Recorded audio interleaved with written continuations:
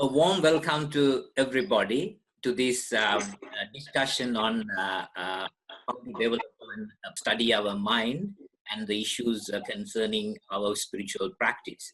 And today we are privileged to have Most Venerable Reverend Thiththagalle Thero, who is the Chief Buddhist monk of Metta Meditation Center, located in the southern province of Sri Lanka. He's a renowned preacher, and he's a highly respected preacher in terms of advising many local as well as foreign disciples on how to develop their mind and how to develop their spiritual practice. And also we have here with us today Reverend Sunanda Thero, who is a disciple again of attached to Medbo Sevana Meditation Center. And Sunanda Thero, in his previous life, he was a renowned lawyer and now practicing the spiritual path under the guidance of Reverend Thiththagalle Anandasiri Thero. So Sunanda Thero is going to translate the discussion here. And this is not a religious discussion. This is going to be a spiritual discussion concerning how to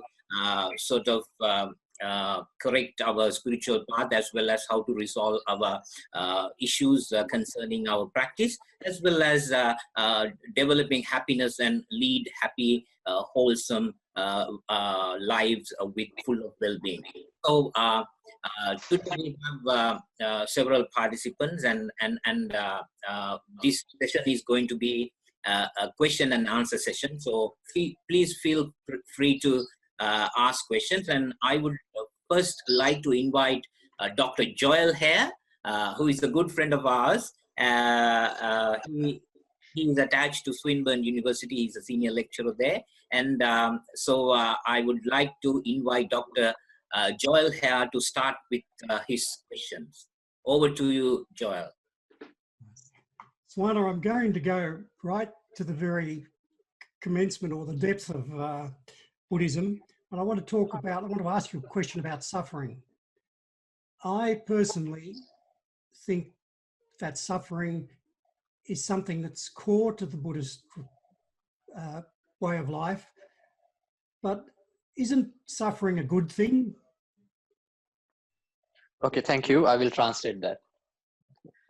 මෙයාගේ ප්‍රශ්නය අහන්නේ දුක්ඛ කියන්නේ බුදුදහමේ මූලික සිද්ධාන්තයක් කියලා ඔහු අහලා තියෙනවා.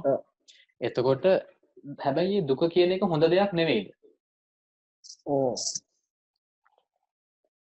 දුක කියන එක හොඳ දෙයක්. තමන්ට ජීවිත අවබෝධ කර ගැනීම පිණිස විතරයි. So suffering is something good as long as if it gives you understanding about your life. Yes, okay. So is Buddhist approach, the Buddhist approach to reducing suffering, or maybe I'm getting that wrong. Maybe I'm not sure whether it's reducing suffering. Buddhism is about reducing suffering or managing suffering. In other words, you manage your suffering and don't let it control you. I don't know. Could you explain to me the difference? මට දැනගන්න පුළුවන්ද ඇත්තට මෙතන බුදුදහමේ කතා වෙන්නේ දුක අඩු කිරීමද නැත්නම් දුක කළමනාකරණය කිරීමද? දුක මූලික වශයෙන් අඩු කිරීම, ඊළඟට දුක සම්පූර්ණම විශේෂ දුක ගත්තාම දෙආකාරයි. ශරීරයට දැනෙනවා පිත්ත පීඩා. So when you consider suffering, it is twofold. First one is the bodily suffering. Second one is the mental suffocation. තව එක කියනවා නම් මේ දැන් අපේ වෙලාවේ අපි දිනම කොරෝනා ප්‍රශ්නයක් ලෝකෙටම තියෙනවා. ඒක කාට හරි වැළඳින යම්කිසි ශාරීරික ආබාධයක් තියෙන එක. තව කෙනෙක් ඉන්නවා ආට හිම හැදිලා නමුත් මානසික ආතතියක් බයක් තියෙනවා. ඔන්න ඔය දෙආකාරයක් ලෝකේ දුක පවතිනවා. Now, if I elaborate it further, if we take it as the current situation as an example, now when somebody is infected with this COVID-19 virus, coronavirus, he may undergo a bodily pain, a bodily suffocation. But apart from that, there is a fear inside him which will create a suffocation in his mind as well.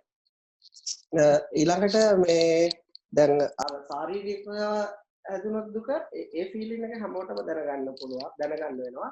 නමුත් එහෙම හැදෙන්නේ නැතුව යම්කිසි මානසික බය ආතතිය අසහනය ඒ පීඩනේ stress තියෙනවා නම් ඒක සම්පූර්ණ නැති කරන්න විදියක් තමයි බුදුදහම පැහැදිලි කරන්නේ.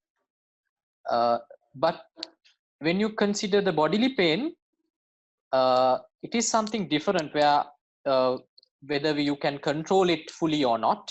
But in Buddhism, we talk about a total eradication of mental suffocation.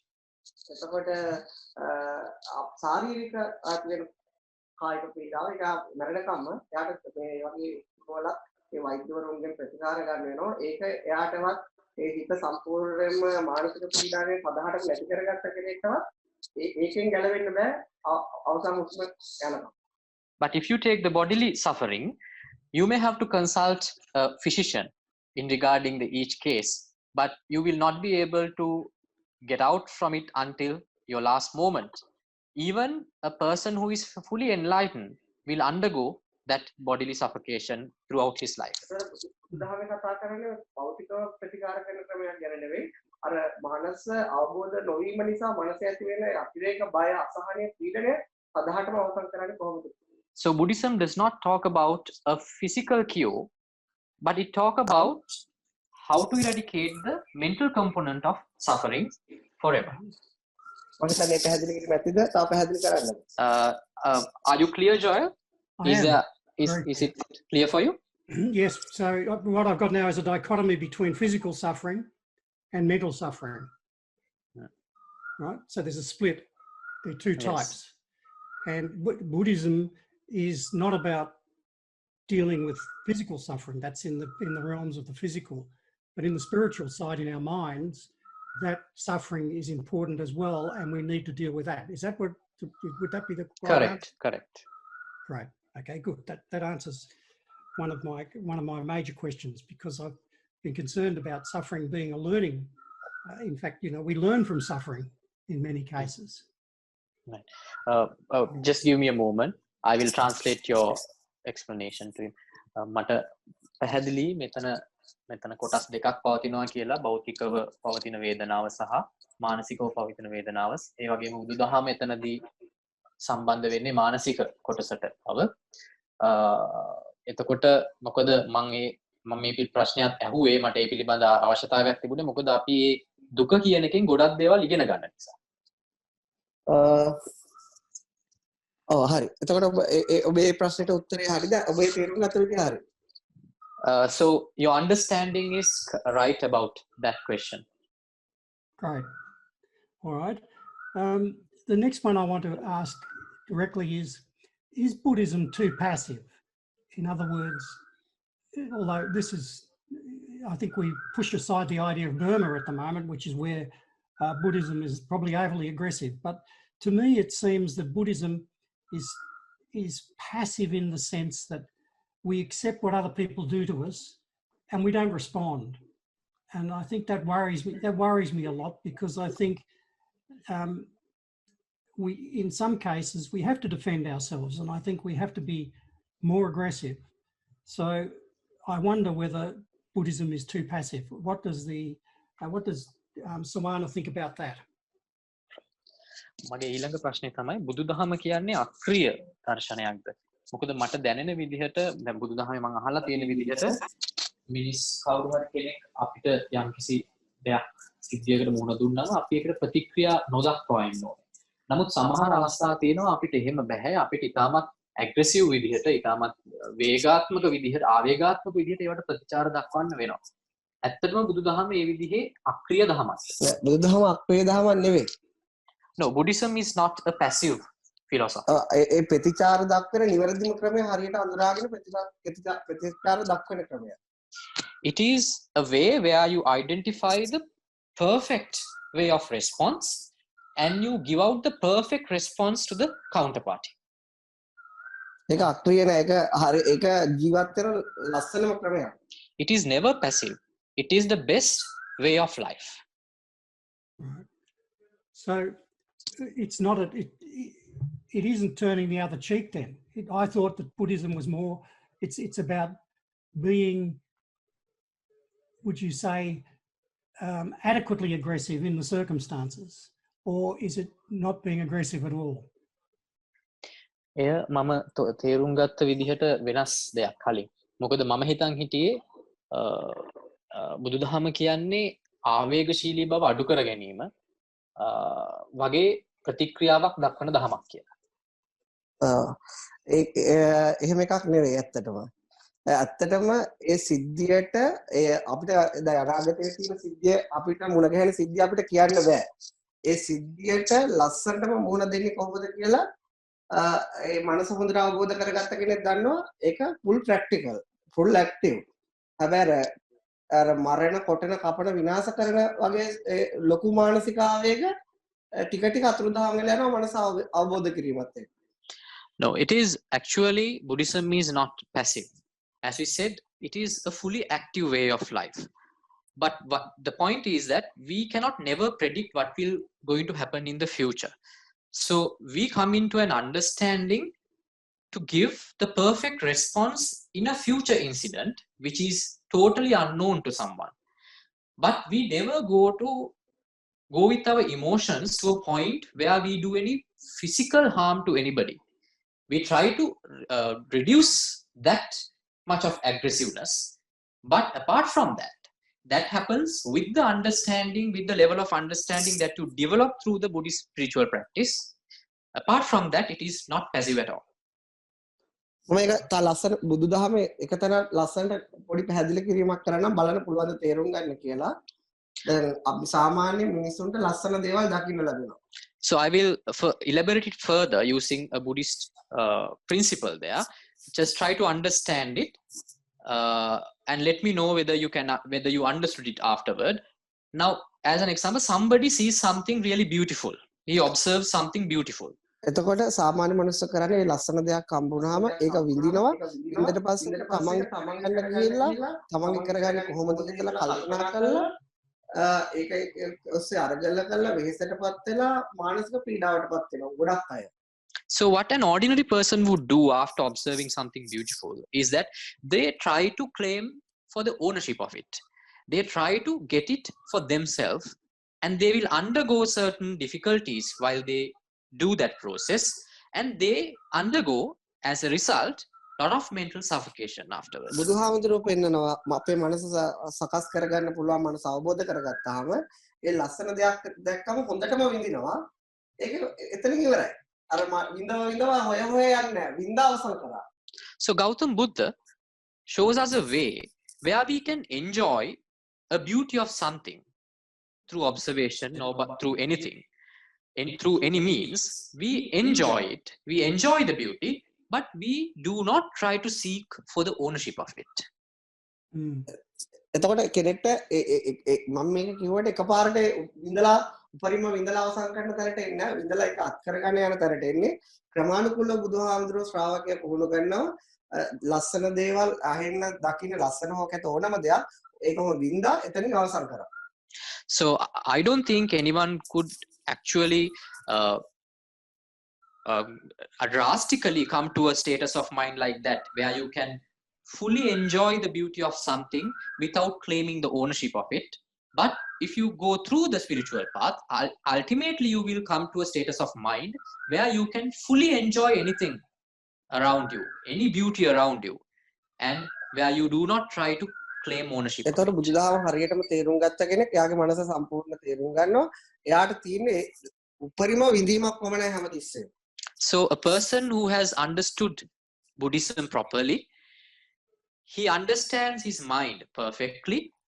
What he would ultimately have is enjoyment of life to the fullest extent. එතකොට ඒක තමයි මනසේ අපේ උපරිම ස්වභාවය. ඒ ස්වභාවයට ඕන මනුස්සයෙක්ට ප්‍රඥාව තියෙනම් පත් වෙන්න පුළුවන්. මොකද ඊට මෙහා දියාගේ මනස අවබෝධ නොවීම නිසා ජීවිතේ විඳිනවට වඩා ගොඩක් විඳවනවා. ඒකට කවුරුවත් නෙවෙයි හේතුව එයාගේ අනවබෝධයම. ඉතින් බුදුහාමුදුරුවෝ අමුතු දෙයක් අපිට උගන්වන්නේ ඒ අනවබෝධය අපිට ඉවත් කරගන්න යම් යම් ක්‍රම කියලා දෙනවා. යම් යම් සාකච්ඡා පවත්වලා තියෙනවා. So if somebody carries the enough wisdom to understand his mind, So there is nothing magic where you go through the spiritual path. That is the ultimate point that you will reach, where you can enjoy everything around you fully. Then Gautam Buddha says, because of our ignorance, we cannot enjoy everything around us to the fullest extent.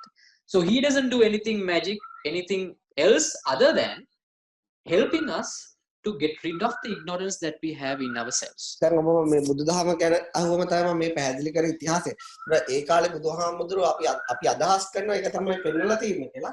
ඒතර අපි දන්නේ අවුරුදු 2500කදී ඒ ඉගැන්වීම මේ විදිහටම අද තියෙනවද කියලා. නමුත් අපි අපේ එක්ස්පීරියන්ස් එක මනුස්සයෙක් උගන්වනවා සම්පූර්ණ අපේ අත්දැකීම් හරහා කොහොමද ඒ ස්වභාවයටපත් වෙන්නේ.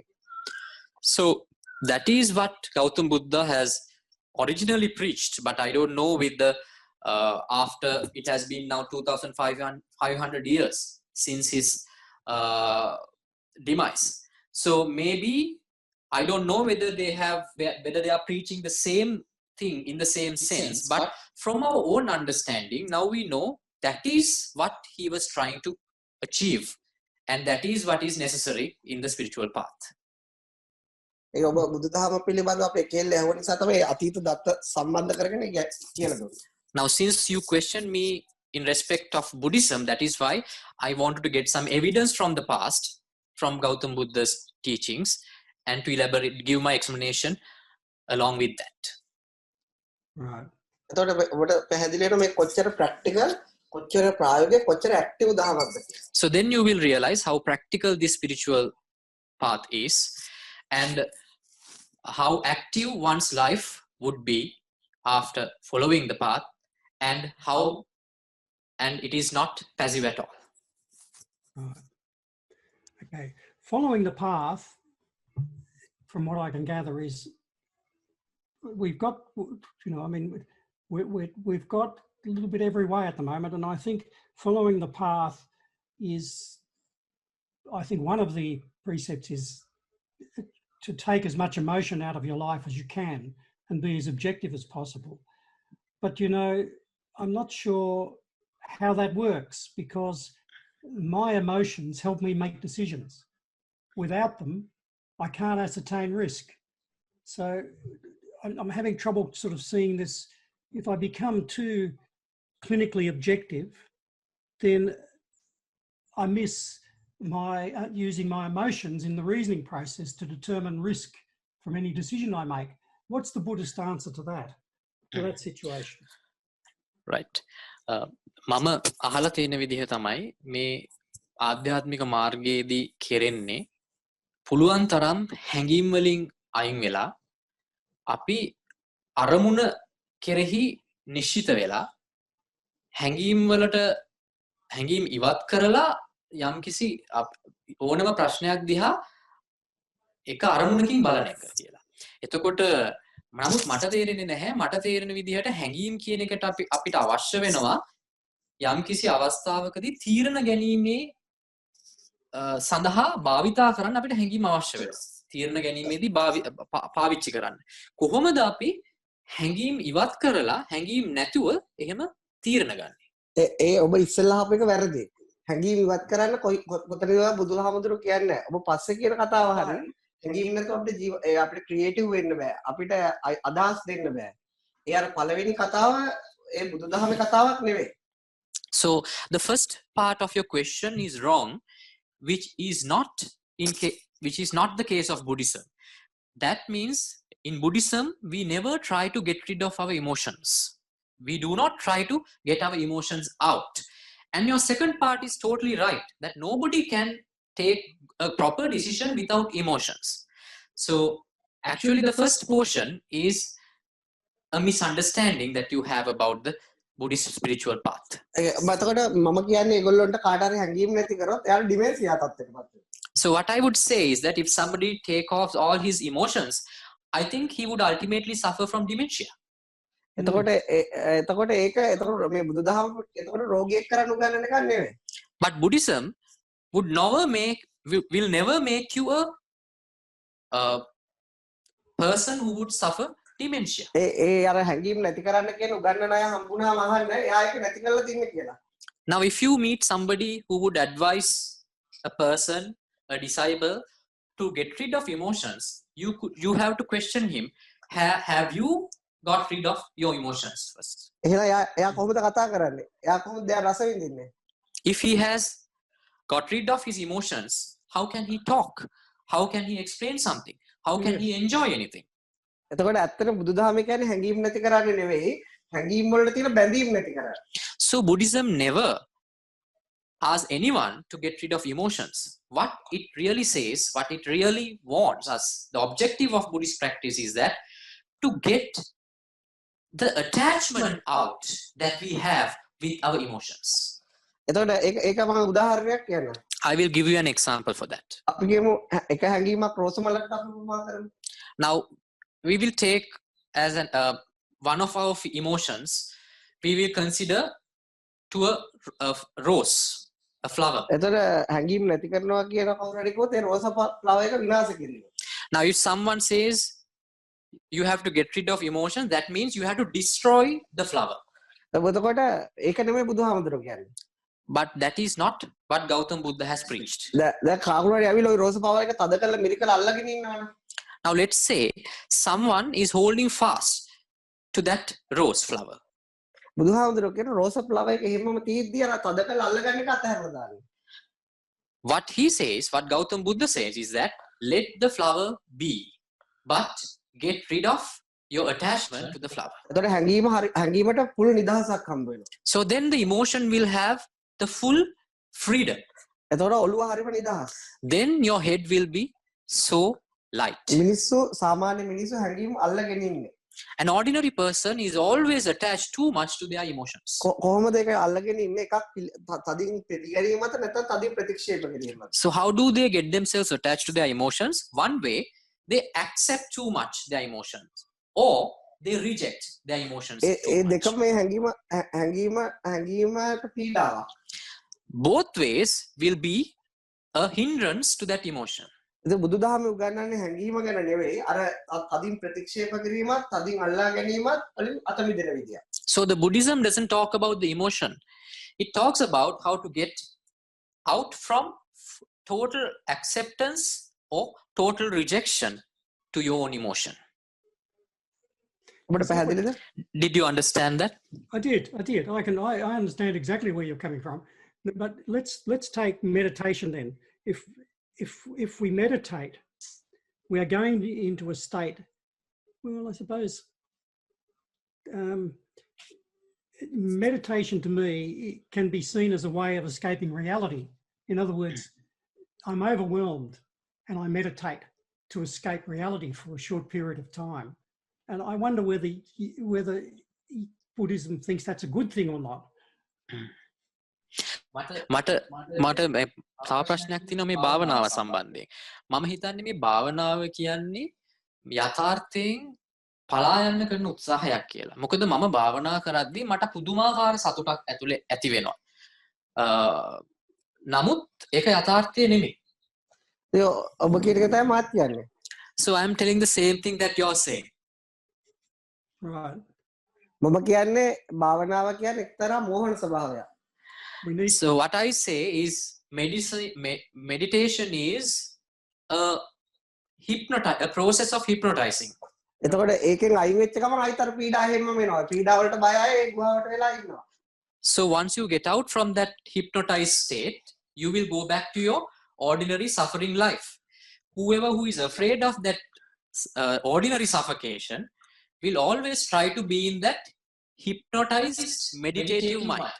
ගොඩක් මිනිස්සුන්ට ඔකට භාවනා කරන්න නිසා ජීවිතය අවබෝධ කරගන්න නෙවෙයි. So many people, they want to meditate. They do not want to understand the life. Yes. ඒතර බුදුදහම කියන්නේ මේ ඇත්තට බුදුහාමුදුරුවෝ භාවනා කරන්න උගන්වලා නැහැ කවදාවත්. So actually Gautam Buddha has never asked anybody to, or never taught anybody to meditate. බුදුහාමුදුරුවෝ කියන්නේ ජීවිතයට මුණ දෙන්න, ඒකෙන් ඉගෙන ගන්න, විඳවන විදියක්, විඳින විදියක්. What he said is you have to face your life and you have to learn from your life. What do you have to learn? How do you enjoy your life and how do you suffer in your life? ඒතර පුළුවන් ඒ දෙක හොඳටම අවබෝධ වෙච්ච කෙනෙක්ට නිදහස තියෙනවා. So if somebody has fully understood the enjoyment and the suffocation in his life, will enjoy the fullest freedom. එහෙම නැති කෙනෙක්ගේ ඇති වෙන නිදහස අර භාවනාවක නිදහසක් ඒක කෘතියමයි ඒක ඕන වෙලාවක නැති කරන්න පුළුවන්.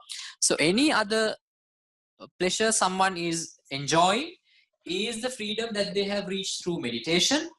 It is artificial and it can be destroyed in any moment. ඒක කොච්චර වේගෙන් නැති කරන්න පුළුවන්ද කියනවා භාවනා කරන තැනට ගිහලා බෙරයක් ගහුව ගමන් ඒ නිදහස ඉවරයි. If I am to say how fast I can destroy such bliss, if I play a drum in front of a person who is meditating, all his bliss will be over. බුදුහාමුදුරුවෝ කියන්නේ එහෙමනේ හොඳට drum එක drum ගන්නේ drum 100ක් ගහන තැන කොහොමද නිදහස වෙන්නේ කියලා. So Gautam Buddha says, not only one drum. If somebody plays 100 drums, if somebody is in front of an orchestra, how to stay blissfully? ඔබේ තේරුම් ගත්ත එක හරියටම හරි මම ඒකට අලුත් දෙයක් එකතු කරේ. So your understanding in that case is totally right. I was just adding something to it, adding some spices to it. Okay. I wonder sometimes with the idea of satisfaction.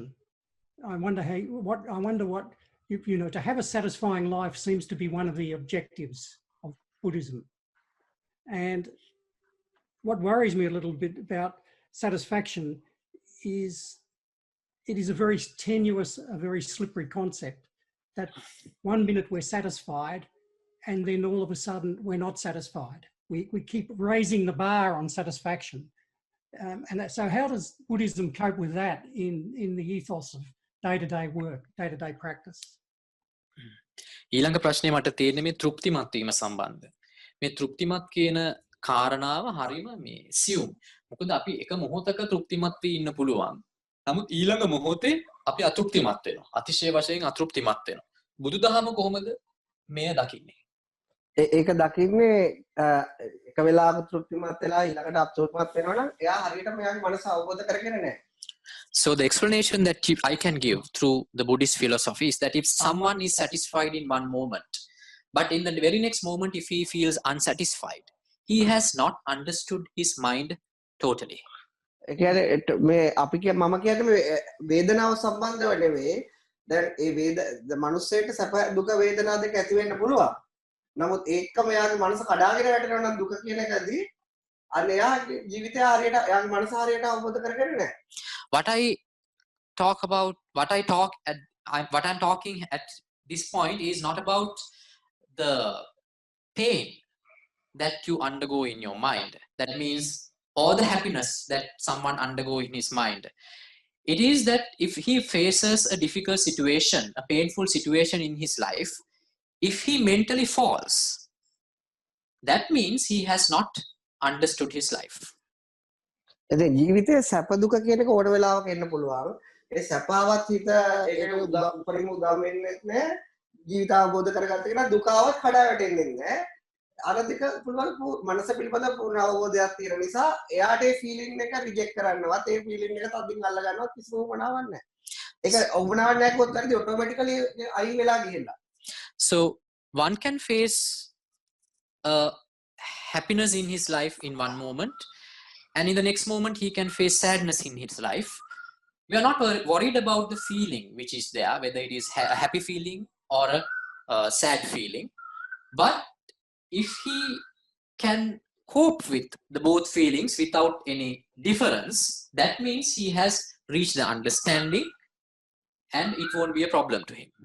ඒක කියන්නේ ඒක තව පැහැදිලි කරොත් සැප කියන වේදනාව හොඳටම අවබෝධ වෙලා දුක කියන වේදනාවත් හොඳටම අවබෝධ වෙලා ඒ දෙක නිසා මධ්‍යස්ථ වේදනාවත් හොඳටම අවබෝධ වෙලා ඒ නිසා ඒ කිසිම වේදනාවක් පිළිබඳව තද ගැටීමක් හෝ තද ඇලීමක් නැහැ. So if I am elaborate it further, it's like that he has fully understood the feeling of happiness, he has fully understood the feeling of sadness. Because of the fully understanding of happiness and sadness, now he has the fully understanding about the neutrality as well. So when he has understood all those three status of feelings, then he will not get attached or neither he would reject those feelings. දැන් උදාහරණයක් සාමාන්‍ය මිනිස්සුන්ට සැප වේදනාවක් ආවම ඒගොල්ලෝ ගොඩක් උදම් වෙනවා. ගොඩක් සතුටු වෙනවා. සමහරට heart attack පවා හැදුණු සතුට වැඩි කමට. එතකොට දුක් වේදනාවක් ආවම ගොඩාක් කඩාගෙන වැටලා මාස ගාණක් එයා ජීවිතේ මේ කල්පනා කරනවා රස්සාව නැහැනේ මට අරක නැහැනේ කියලා. එතකොට මනස අවබෝධ කරගත්ත කෙනෙක් සැප වේදනාව ආවම ඒක උපරිම විඳිනවා. දුකාවත් හොඳටම දැනෙනවා. නමුත් අර කඩා වැටීමවත් අර heart සැප නිසා heart attack හැදෙන ස්වභාවයක් අයින් වෙලා ගියලා. එච්චරයි වෙන්නේ. So now if I take an example, if somebody would feel happiness in his life, sometimes he will be overwhelmed with that. Sometimes he might end up having a heart attack because of happiness. Or in the other case, if somebody get a sadness in his life, if he face a difficult situation in his life, when the sadness incur, there will be a total devastation in his life. He would think about it for months and he will repent about it for months. But a person with an understanding about his mind, he would not have that portion in his life. He will enjoy the happiness to the fullest extent, and also he will feel the pain also to the fullest extent, but there won't be suffocation. ඒකට බුදුදහම කියන්නේ දුක අයින් කරන දුක් වේදනාව අයින් කරන එකක් නෙවෙයි. සැප වේදනාව විතරක්ම තියාගන්න එකකුත් නෙවෙයි. මධ්‍යස්ථ මාර්ගය මිඩල් පාත් එක. So it is not a way where you try to get rid of sadness in your life, or whether you try to grasp the happiness in your life. It is a middle path. Middle path එකෙන් තමයි මනස නිවිලා යන්නේ. So the middle path will help you to distinguish the flames inside your mind. Well, I think the answers have been great so far. I thank you. I just want to, zero in a little bit on the idea of the social aspects of Buddhism and if you like, what appears to me to be a focus on Buddhism on the individual. That do you think that Buddhism relates too much to the individual and not enough to the social being that is a human being? මට දැනගන්න පුළුවන්ද බුදුදහම සමාජය සමග සම්බන්ධ වෙන හැටි? මොකද මට තේරිලා තියෙන විදිහට බුදුදහම ගොඩක් වෙලාට පුද්ගල මූලිකයි. එතකොට ඒ පුද්ගල මූලික විදිහට මට තේරෙන විදිහට කොහොමද බුදුදහම සමාජ සත්වයක් විදිහට මිනිස්සු හඳුනගන්නේ? බුදුදහමේ මනුස්සය කියන කෙනාට තියෙන ඉතා විශාල වටිනාකම. මනුස්ස ජීවිතේ බුදුහාමුදුරුවෝ පෙන්න හරිම දුර්ලභයි. හරිම වටිනවා. ඒකේ ගොඩාක් කෙනෙක්ගේ බුද්ධිය ප්‍රඥාව අවදි කරගන්න පුළුවන් යාළුවෙක් ලොකු gift එකක්. එතකොට බුදුහාමුදුරුවෝ ඒ ප්‍රඥාවන්ත ඒක තේරුම් ගන්න පුළුවන් ඒ වාසනාව තේරුම් ගන්න පුළුවන් අයට ඉතා විශාල වශයෙන් උදව් කරනවා. ඒක ලොකු ඒ කියන්නේ මිනිස්සෙට ලෙඩට බෙහෙත් දෙන්න ගොඩක් වෛද්‍යවරු ඉන්නවා ලෝකේ. නමුත් මානසික අසහන මානසික පීඩන වලට ක්‍රමානුකූලව සම්පූර්ණ නිවන්න හරියටම මනස අවබෝධ කරගත්ත අය ලෝකයට. ඒ නිසා මිනිස්සු ශාරීරික වේදනාවට වඩා වැඩි ප්‍රමාණයක් මානසික වේදනාවට ලෝකෙක මොහොතකපත් වෙනවා. දැන් හරියටම බුදුදහම අඳුරගත්ත කෙනෙක්ට කිසිම බලාපොරොත්තු විරහිතව කිසි දෙයක් බලාපොරොත්තු නොවේ අර මානසික වේදනාව නැති කරන්න ඒක තේරුම් ගන්න පුළුවන් අයට ඕන වෙලාවක කැපකිරීමක් කරන්න පුළුවන් පුද්ගලයෝ නිර්මාණය කරන තැන. What Buddha consider is the human life is very important because that is the form of life where the wisdom is in. Only a human being can carry the wisdom in his mind. So what he always try to help people with wisdom who can understand the path of enlightenment, and he went in search of those people and he helped all of them to his fullest capacity. So why did he do that? Is that now helping somebody in a physical format, in a materialistic way, can be done to any person can do that if they have the capacity. But there are only handful of people who can treat people psychologically. So his attention was fully given to the psychological treatment of a person who carries the wisdom to understand his teaching. හැබැයි ඒකේ මෙහෙම දෙයක් තියෙනවා. ඉස්සෙල්ලම යාට තියෙන්නේ එයාට යාගේ මනස අවබෝධ කරගෙන එයා ඒ නිදහස භුක්ති විඳින්න. ඊට පස්සේ තියෙන්නේ එයාට තව ඒ පීඩාවටපත් වෙච්ච අයට ඒ නිදහස බෙදලා දෙන්න. මේ මුලදී පොඩ්ඩක් යා තමන් අරගෙන translate so there is something here. The first thing that you have to do is you have to focus to yourself, and you have to get fully enlightened about your mind and get out of your mental suffocation first. Once you have get out from your own mental suffocation, then you can focus on treating others, treating the society at large. එතන මොකද මේ තමන්ගේ experience එක වෙන තාක්කල් ඒ බුදුහාමුදුරුවෝ කියපු යාපාවට තියෙන විශ්වාසයක් විතරයි. එයා දන්නේ නැහැ ඒක ඇත්තක්ද බොරුවක්ද කියලා. බුදුහාමුදුරුවෝ ඉස්සෙල්ලා යෝජනා කරන්නේ බුදුහාමුදුරුවෝ කියපු දේ තමන් තුළින් දකින්න ඇත්තක්ද බොරුවක්ද කියලා. ඒකේ තමන්ට නිදහසක් තියෙනවා නම් අවංකවම ඒකේ තමන්ට නිදහස ලැබිච්ච ප්‍රමාණයට ඒ ටික බෙදලා දෙන්න. Because what he says is that first you have to experience the bliss in you. If you do not experience the bliss through the spiritual path, you will not have the fullest confidence on Buddha's message. So you have to develop the bliss inside. Then when you develop the confidence about his teaching, about the path, then you can spread the message to others. එතකොට හරියට මනස අවබෝධ නොකරගෙන කියලා උදව් කරන්න ගියොත් එයා ලොකු විනාශයක් කරන්න පුළුවන්. ඒ නිසා බුදුහාමර පැහැදිලිවම කියනවා ඉස්සෙල්ලා ඔයා ඒක එක්ස්පීරියන්ස් කරන්නේ නිදහස. එතකොට තමයි ඔයාගේ අත්දැකීම් ඔස්සේ තව කෙනෙක්ට ඒක පැහැදිලි කරලා එයාව නිදහස් කරන්න පුළුවන්. Because if you try to teach someone about the spiritual path without understanding your mind correctly, you might create problems in others' life. You might destroy the spiritual path of another person. So because of that, he thoroughly advised his disciples, first you have to get rid of your own suffocation. You have to experience the bliss first, then start your social work. මොකද දැන් ඔබට බලන්න ඔබ බුදුදහම ගැන ඔබට කවුරු හරි ආරංචි පොත් ලියලා හරි මගෙන් ඇවිල්ලා තියෙනවා. ඒගොල්ලෝ හොඳට එයාලා යාගේ මනස අවබෝධ කරගෙන නැහැ. ඒක නිසා එයා හරියට බුදුදහම දන්නේ නැහැ. එයා තව පොතක් කියවලා අර හැංගීම් නැති කරන්න කියලා උගන්වනවා. එතකොට එයා ඒ උගන්වන්නේ ඒක කවුරු හරි ප්‍රැක්ටිස් කරොත් එයාගේ ලයිෆ් එක තීනට වඩා ලොකු අමාරු තත්යකට වැටෙනවා. Because I can tell you from my own experience, because I have met many so-called teachers who say that they teach Buddhism, they teach spiritual path, but they have not experienced the bliss inside. What they are doing is just they have referred some books, some scripts, and they just reiterate what is there in the book. And then then you get these advices like you have to get rid of your emotions in the spiritual path. Actually, if somebody advises someone to get rid of emotions, it will create more problem in one's life, because there will be a huge struggle casted upon somebody who would try to get rid of his own emotions. ඒ නිසා බුදුදහම කියන්නේ සම්පූර්ණ බලාපොරොත්තු විරහිත පරාර්ථයකට එන මුළු හරියට රූක්ෂ ගහක් වගේ හරියට සත්‍ය අවබෝධ කරගත්ත කෙනා ඕනම කෙනෙක්ට ඇවිල්ලා එයාට අවශ්‍ය නම් එයාගේ බඩගින්න නිවා ගන්න පුළුවන්. එයාට නිවන ලබා ගන්න පුළුවන් අට අවශ්‍ය ප්‍රමාණයට. ඒක මේ ලෝකේ තියෙන පරාර්ථචාරය උපරිම තැනක්. So it's a person who is fully enlightened is like a huge tree which bear a lot of fruits.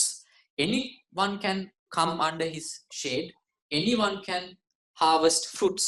Anyone can get support out of that tree. He can help many people. So it is totally, his life will be a helping hand to the entire life without having any selfish, self-centered objective. මේ ලෝකේ මිනිස්සු ජාතියට බැඳිලා මානසිකව පීඩා විඳිනවා.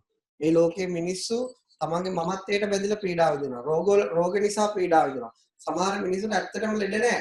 නමුත් ලෙඩ තියෙයි කියලා හිතලා පීඩා විඳිනවා. ඒ නිසා මේ ලෝකේ යම් කෙනෙක් බුදුදහම හරියටම අවබෝධ කරගත්තොත් එයාගේ වෙනස් කරගන්න මානවයාගෙන් කරන්න පුළුවන් සේවයට සීමාවක් නැහැ. ඒක ඇවිල්ලා අසීමාන්තිකයි. A lot of people in this world, they are suffering because they are too much of attached to their nationality, to their race, or to their ego. Some, they are suffering mentally because of a physical illness they are undergoing. So there are a lot of suffocation in the world. So if you can fully understand your mind, you can help all those people, that the value of yours will be inconsiderate. It's like you're so much valued to the entire society than an ordinary person. මොකද එයා තුළ විශාල සතුටක් නිදහසක් ඇතුලේ තියෙන නිසා එයාට බාහිරින් කිසිවක් බලාපොරොත්තු වෙන්නේ නැහැ. හැම කෙනෙක්ම බාහිරී යම බලාපොරොත්තු වෙන්නේ යාගේ ඇතුලේ සතුටක් නිදහසක් නැති වුණාම. ඒ නිසා බුදුදහම හරියටම අවබෝධ කරගත්ත කෙනෙක්ට යාගේ අතුලාන්තයේ සතුටක් තියෙනවා භෞතිකය හා සම්බන්ධ නොවිච්ච. ඒ නිසා එයා කරන උපකාරය බලාපොරොත්තු විරහිතයි. So if someone has fully understood the mind, he has an eternal bliss inside. He doesn't expect any happiness from outside, from the physical world. So he doesn't expect anything from anybody in return. So he provides his service towards the society without any expectation in return. ඒ වගේ බුදුහාමුදුරේ ක්‍රියාවෙනුත් ඔප්පු කරලා තියෙනවා. එයා අවබෝධයේ සතුට ලබා ගත්තට පස්සේ එයාගේ අවසන් මොහොත දක්වා අවසන් මොහොතේ අන්තිම තප්පරේ දක්වාම එයා ඒ සතුට ලෝකයේ එයා හොයාගෙන ආපු අයට බෙදලා තියෙනවා හොයාගෙන ගිහිල්ලා බෙදලා තියෙනවා අවුරුදු 45ක් එයා ඒක ක්‍රියාවෙන් කරලා තියෙනවා බලාපොරොත්තු විරහිත පරාර්ථය කියන්නේ මොකක්ද? So if you take the life of Gautam Buddha himself, for 45 years he has proved to the entire world that the service an enlightened being can provide to the entire nation, to an entire humankind. He has been in search of people and he has helped people who reached him. Even up till his last moment he was helping everyone who was following him. අවසාන තප්පරේදීත් අහනවා මම තා ටිකකින් සදාටම මේ ලෝකේ සමුගන්නවා ඊට කලින් මගේ උදව්වක් ඕන කෙනෙක් ඉන්නවා නම් මේ මනස පිළිබඳව දැනගන්න ඒ අන්තිම වෙලාව ඇවිල්ලා ඉල්ලන්නේ මගේ අවසන් වෙලාව කියලා ඔයාලා හිතන්න එපා ඔයාලගේ වැඩේ කරගන්න මගේ උදව්වක් ඕන නම් දැන් උනත් ඉල්ලන්න. Even in his last second in his life he asked everyone around him, don't think that I am in a distressful situation, don't think this is my last moment. If somebody needs some help regarding the spiritual path, raise your voice even in this last moment. I am more than happy to help you and advise you. Do not think that you are troubling me. That was his last word. එච්චර මේ මානවයන් එච්චර උපකාර කරන මම හිතන්නේ ඒ ලෝකේ තාම මට එහෙම හම්බ වෙලා නැහැ. එහෙම හම්බ සමහර ඒවා තියෙනවා දැන් කතෝලික ආගමේ වගේ. ඒත් ඉතින් මේ මනස අවබෝධ කර බුදුදහම කියන්නේ ඒක ට්‍රැඩිෂනල් එකක් නෙවෙයි. බුදුදහම කියන්නේ මනුෂ්‍යත්වයේ උපරිමත්වයට පත් කිරීමක්. ඒක අපි තමයි මේ බුදුදහම කතෝලික ආගම හින්දු දහම කියලා බෙදාගෙන තියෙන්නේ. ඕනම සංස්කෘතියක් කෙනෙක් තමන්ගේ මනස අවබෝධ කරගත්තොත් ඒකට තමයි බුද්ධ කියලා කියන්නේ. So I have never met a person other than an enlightened being who can serve the world without any expectation and who is doing a tremendous service to the world. Now it is not about only in Buddhism. If you take Christianity, that is the same case there. If someone is enlightened, he has given his fullest extent of service to the society. ඒක නිසා ඒක ඇත්තටම අපි දැන් ඔබ අපි මෙහෙම පාඩක් ඇඳලා ඉඳලා සංස්කෘතියකට කොට වෙනවා. නමුත් ඇත්තටම ඕන කෙනෙක් ලෝකේ කොහේ හරි සත්‍ය අවබෝධ කරා නම් මොන සංස්කෘතියක වුණත් එයා ගාවේ තියෙන බුද්ධාගම. ඒක කතා කරන වචන විතරක් වෙනස් වෙන්න පුළුවන්. So this path to enlightenment is never traditional. It doesn't belong to any particular tradition. If someone enlightens in another society, in another tradition, he will follow the same thing. He will provide the same service to his people, to the society around him. He may not heard of Gautam Buddha ever in his life.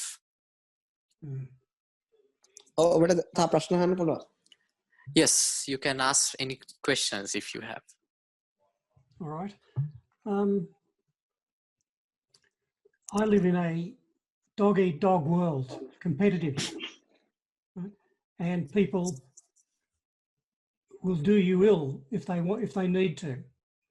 And I wonder how we deal with that as a Buddhist. I mean, I can passively sit there and let it happen, or I can do something about it. I can't just sit there and passively accept it. So what advice do we have from Buddhism to say to me how I deal with a world that in fact, this capitalist society of ours that is very much a dog-eat-dog world? මම ජීවත් වෙන්නේ ඉතාමත් තරඟකාරී ලෝකයක. එතන සමහර අය යමක් කර ගැනීම සඳහා ඕනම දෙයක් කරන්න මට්ටමකට ඒගොල්ලන්ගේ මානසිකත්වය පවතිනවා. එතකොට මට ඒ අක්‍රීය විදිහට එතන ඉන්න බෑ. මට සමහර වෙලාවට අක්‍රීය ප්‍රතිකාරයක් දක්වලා එතන ජීවත් වෙන්න බෑ. එතකොට බුදුදහමේ මට ගන්න පුළුවන් උපදේශ මොකක්ද? ඒ වගේ ධනවාදී තරංකාරී සමාජයක ජීවත් වෙනකොට. ඒ ධනවාදී තරකාරී සමාජයක ජීවත් වෙනකොට ඔබ කරන්නේ ඔබට ඕන විදිහට එතන ජීවත් වෙන එක. අපි කියන එකට අනුව ජීවත් වෙන එක නෙවෙයි පළවෙනි එක. ඊට පස්සේ ඔබ අපිත් එක්කම ඩිස්කෂන් කරගෙන යනවා. ඔබ ඔටෝමැටික් එකට වෙනසක් වුණොත් එහෙමයි. නැත්නම් ඔබට කැමති විදිහට කැමති දෙයක් කරන්න. So the first thing you have to understand, when you live in a capitalistic or any other competitive society, you have to live your life in the ordinary way that you have to live in such a society. You don't have to live a spiritual life there, right? The only thing that you have to do regarding your spiritual life is have a discussion about the mind and get yourself enlightened about more and more about your mind. That's all. Do not try to change your life. If something happens, if some changes occur automatically, then let it be. Otherwise, don't manipulate your life. අපි එතන situation එක දන්නේ නැහැ. ඔබ තමයි ඒක හොඳටම දන්නේ. ඔබගේ වයසත් එක්ක ඔබට එක්ස්පීරියන්ස් එකක් තියෙනවා. එතෙන්දි මොකද්ද කරන්න ඕනේ? එතන ගහන්න ඕනද, බනින්න ඕනද, මගහරින්න ඕනද, නිහඬ වෙන්න ඕනද කියලා. ඉතින් ඒක අපි අහලා එතන ප්‍රැක්ටිස් කරන්න යන්න එපා. ඒක ඔබේ නැචරල් පාරේ යන්න. ඒ අතර මම කියපු මේ මනස පිළිබඳව දේවල්ට සවන් දෙන්න. ඊටකොට ඔබට වෙන විදියක් ඔටෝමැටිකලි වුණොත් මේක ඊට වඩා හොඳයි කියලා ඒක කරන්න නැත්නම් ඔබේ දේම කරන්න. Because we don't have any experience about the competitive life that you're facing, and with your age, I think you have gathered enough experience in living such a competitive life. So you might have your own calculations, you might have your own decisions on how to respond in each and every situation. So don't try to seek advices from us who doesn't have any experience regarding that. I think it is the best way is to give the response according to the analysis that you have done with your own experience. The only support that you can get from us in this regard is that be in the discussion with us, if time permits, to understand your mind. So with that development, with the understanding of your own mind, if your decision changes within you automatically, then accept it. That's all. අපි කවදාවත් life style එක change කරන්න කියන්නේ නැහැ. We never advise anyone to change their lifestyle according to ours. එතකොට ඔබ එතකොට මුලින් කියවනේ දුක තිබුණොත් ගොඩක් දේවල් ඉගෙන ගන්න පුළුවන් කියලා. එතකොට දුක නැති වෙනවා. එතකොට ඉගෙන ගන්න බෑ. Because what happens if you take advices from us is that because now initially you said when there is a lot of suffering, you can learn a lot. But if you take advice from us, you will not feel that suffering, then you will not learn. දැන් උදාහරණයක් කිව්වොත් මගේ ගාවට හොරෙක් ඇවිල්ලා මාත් එක්ක කතා කරන මනස ගැන. ඊට පස්සේ එයා අහනවා මගෙන් මොකද්ද කරන්න ඕන කියලා. මම කිව්වා ඔබ ගිහින් හොරකම්ම කරපන්. එච්චරයි මම කියන්නේ. Now as an example, a thief is coming to me asking for some spiritual lessons, and he is asking about the spiritual path. Then he is asking me, what should I do when I go back to my life? I would say, if you have been stealing, just continue with your stealing. Do you understand what I say? Yes, I do. Okay.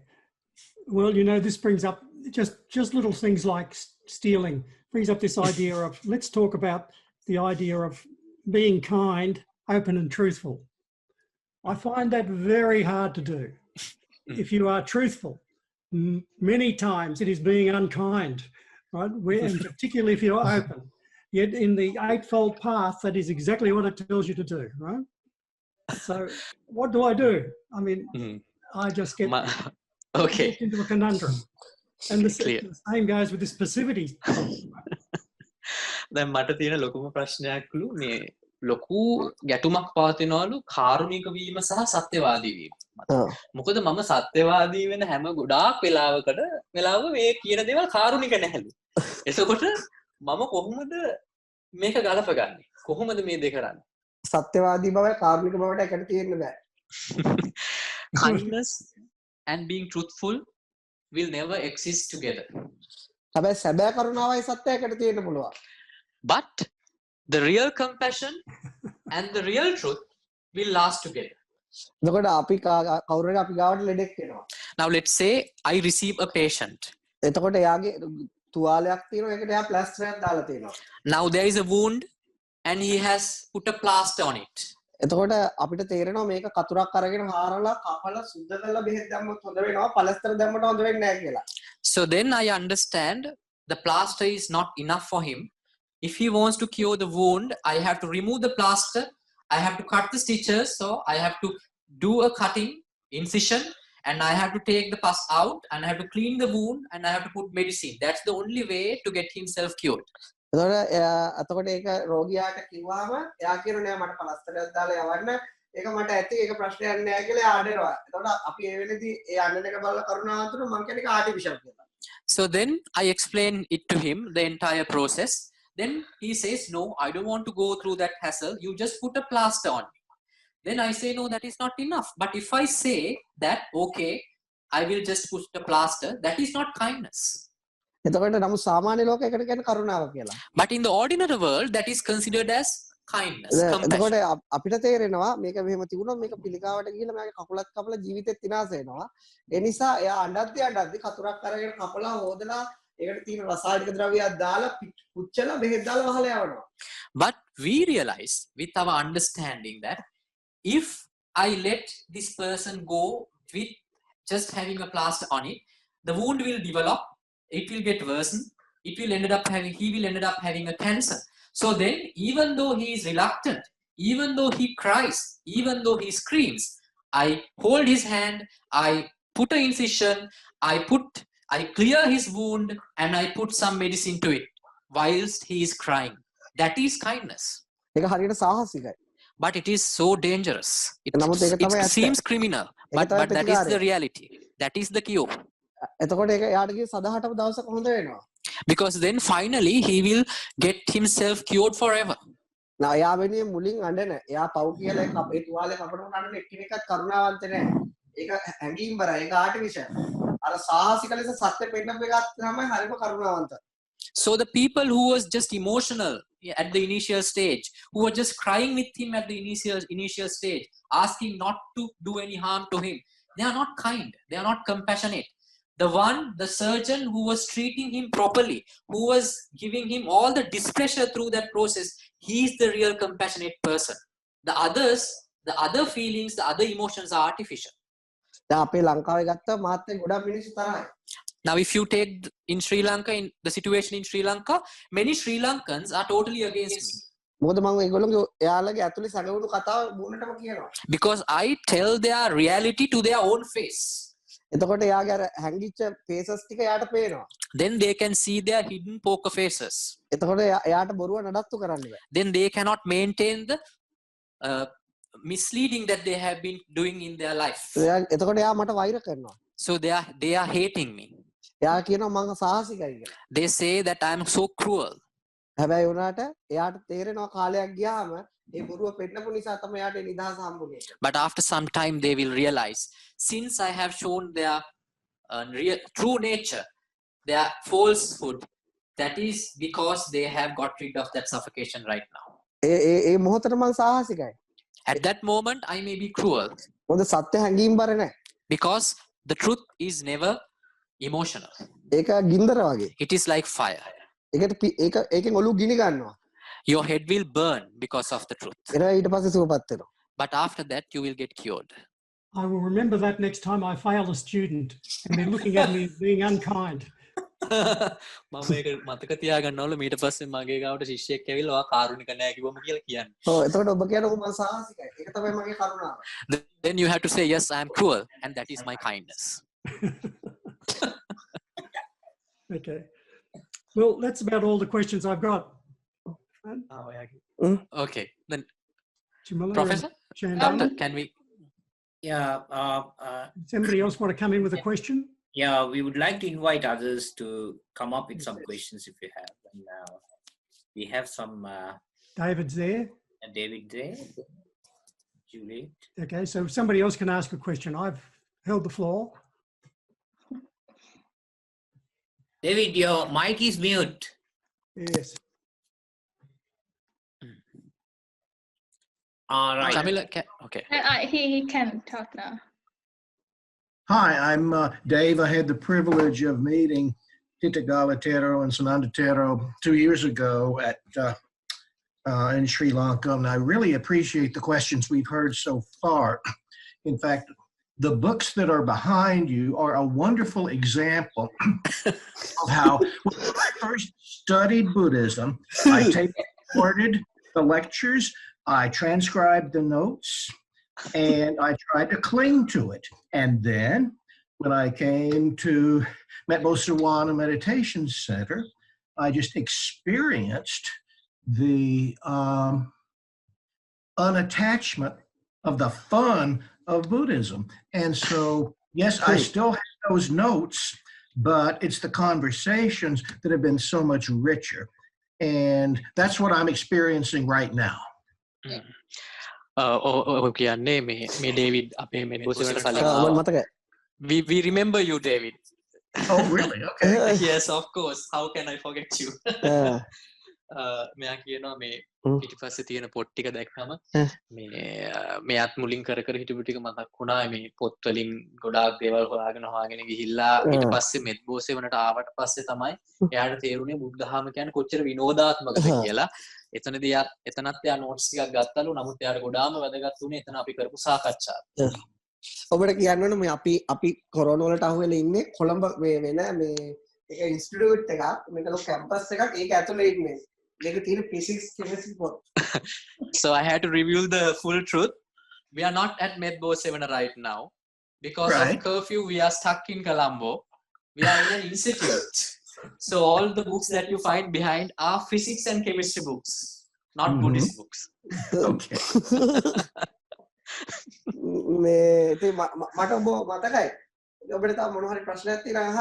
So I do remember you. So if you have any question, can you put it to the forum?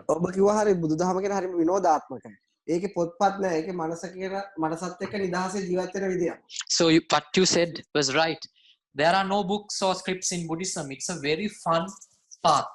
The most enjoyable spiritual path. That is actually what Buddhism is. Yes, and I think you taught me a word of Sinhalese that I still remember, and that is tika tika tika tika tika, and that's how we study Buddhism, right? So you don't have any tika tika problems? Well, let me ask a question. We're talking about suffering, dukkha. Long ago, I was taught that there's different kinds of suffering. There is the physical suffering, which I guess they call dukkha, and then there is viparinama dukkha and samhara dukkha, and I'm wondering how these apply to the virus situation. How are these different kinds of suffering being lived out right now in our world? මෙයා පොත්වල දැකලා තියෙනවලු දුක විපරිණාම දුක සංඛාර දුක කියලා සංකල්පයක් කොහොමද මේ වෛරස් සිටුේෂන් එකේදී ඒක විස්තර කරන්නේ? දැන් මේ තියෙන විපරිණාම දුක. Now what we face here is විපරිණාම දුක. ඒක නිසා පරිසරය චේන්ජ් වුණා වෙනස් වුණා. ඒ වෙනස් වීම බලාපොරොත්තු වෙච්ච විදිය නෙවෙයි. ඒක තමයි විපරිණාම දුක. So the entire nature of the world we were faced before has changed because of a single virus. So we were not expecting that situation before, therefore we are suffering. That is viparinama dukkha. ඒකට තව අලුත් නමක් කියන්න පුළුවන්. සිහින තමන්ගේ සිහින යථාර්ථය කරගන්න මහන්සි වෙන බැරි දුක. So you can give a new name to that like this. You can address it as a point where you cannot make your dreams come into reality.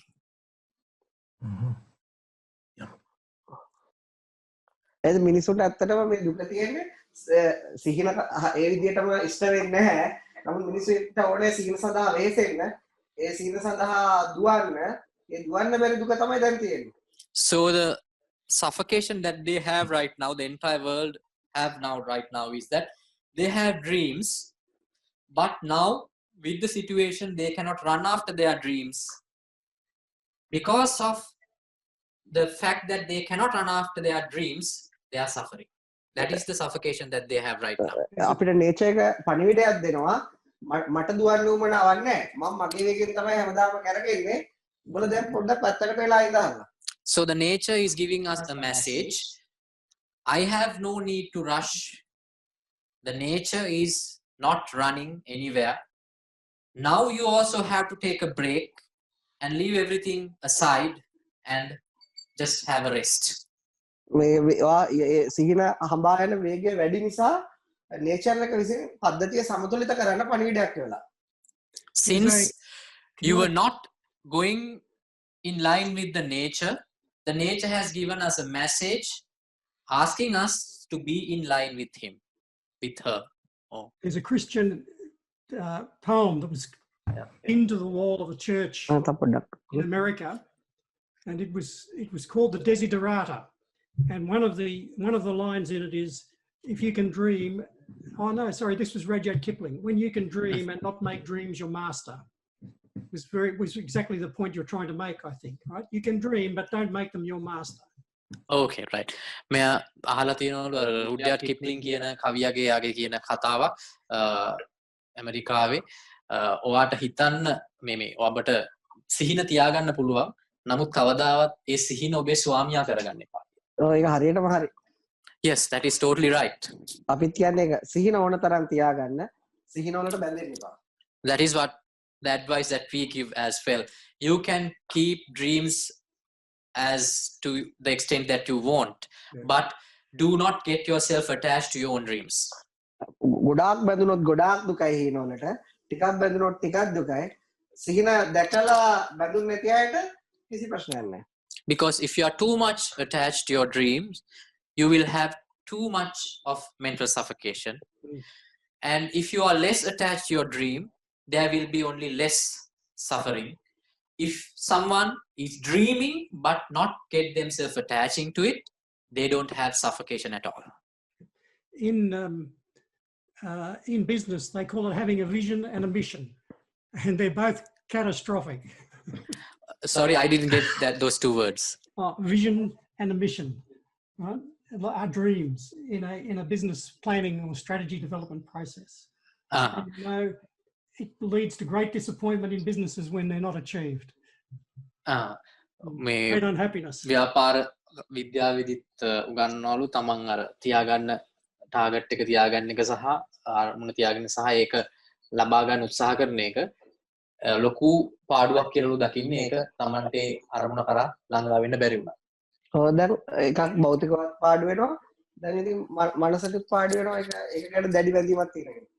Yes, you will physically always also there you will incur some loss. And if you are too much attached mentally also, there will be a mental suffocation loss. හැමෝම නෙවෙයි සමහර මිනිස්සුත් හම්බ කරනවා ව්‍යාපාර කරනවා ධනවත්. නමුත් ඒගොල්ලෝ එක්ස්පීරියන්ස් එකෙන් ඒවට බැඳිලා නැහැ. ඒගොල්ලන්ට ගානක් නැහැ මේ වගේ අවස්ථා. But not everyone, because with their own experience, some entrepreneurs, they do business, they keep goals, and they run short of their targets, but they will not suffer mentally because they have got a lot of experience in their life.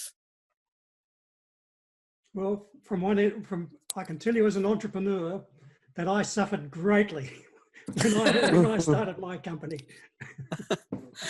මමත් ව්‍යවසායක විදිහට කියනකොට මම නම් ගොඩාක් දුක් විඳලු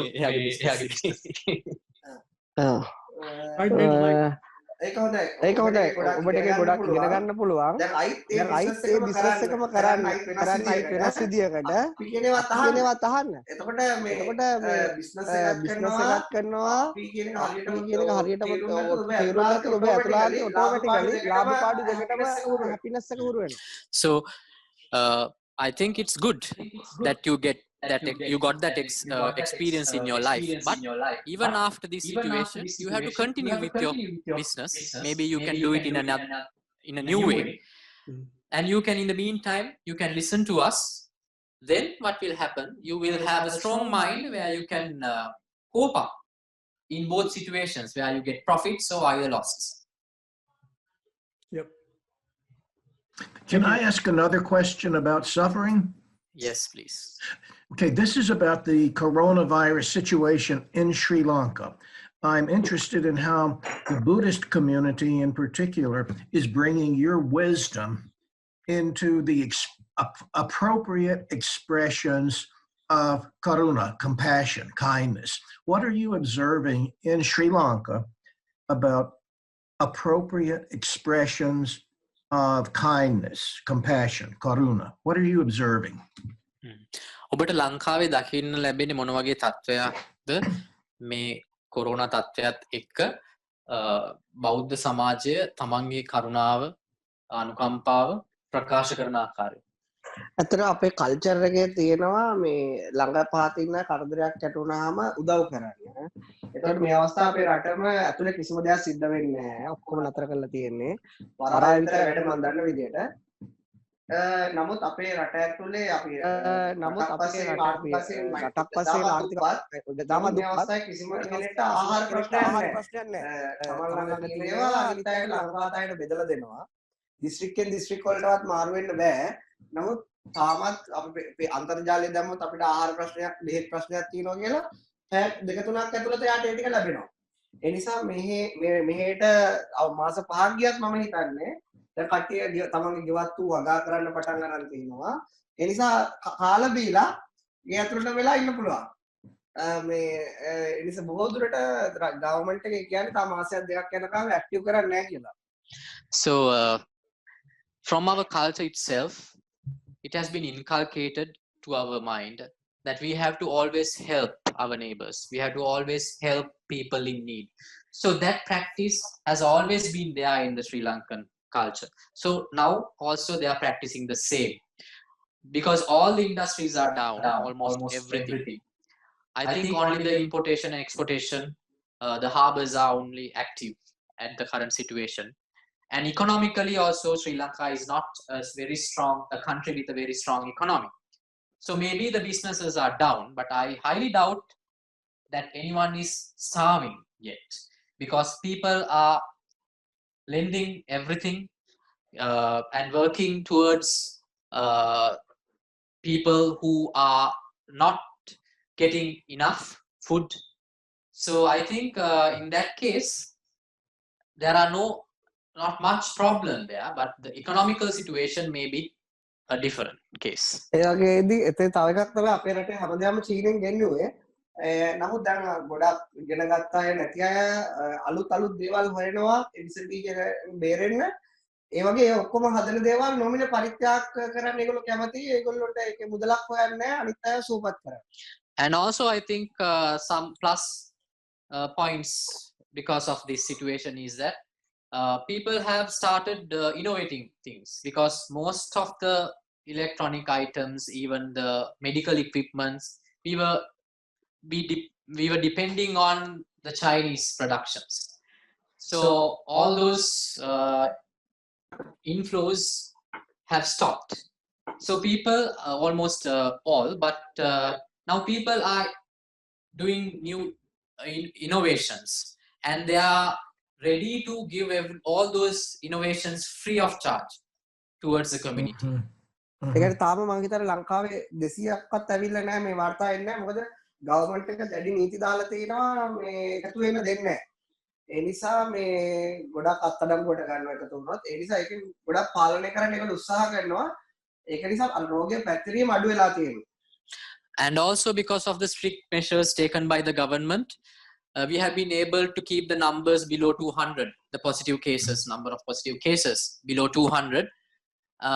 I think the strict regulations have been imposed to stop gatherings, public gatherings likewise, and we are under curfew. I think government is doing it quite well here.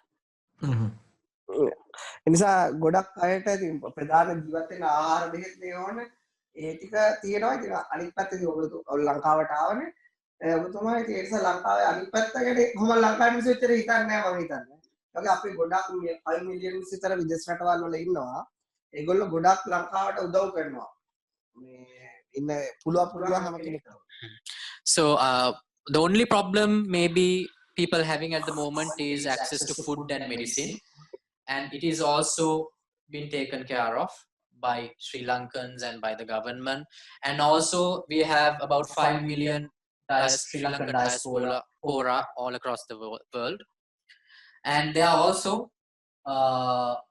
helping the local population here. in many means. Thank you so much. I think this is a wonderful example of understanding that Buddhism and Theravada Buddhism are not about the isolated individual, that there is compassion, there is compliance with the law to stay isolated and to reach out to neighbors. This is a wonderful answer to our misunderstanding in the West, when we misunderstand Buddhism as somehow just about me. මම හිතන්නේ මේක ඉතාමත් හොඳ කතා බහක් ඔය කියන විදිහට මොකද ගොඩාක් බටහිර ලෝකේ තියෙන අනවබෝධයක් තමයි බුදුදහම කියන්නේ තනි පුද්ගලයෙක් තමා අරමුණු කරගත්ත තමන් වෙතම යොමු වෙච්ච දර්ශනයක් කියලා. නමුත් ඒ කියන්නේ ඒ නිසා මේ තුල අනුකම්පාව කරුණාව වගේ දේවල් අඩුයි කියලා සහ අනිත් පැත්තට නීතිය පිළිපැදීම පැත්තෙන් ඒ පැත්තත් බුදුදහමේදී ඒකත් ගරු කරනවා කියන එක දැනගන්න ලැබි. ඔව්. ඇත්තටම සතුටේ කතා කරන එක අර මේ අනිත් මහත්තයාට තව ප්‍රශ්නයක් තියෙනවා. Yes, so I'm so glad that you raised your concern, David. So do we have any more questions from the crowd?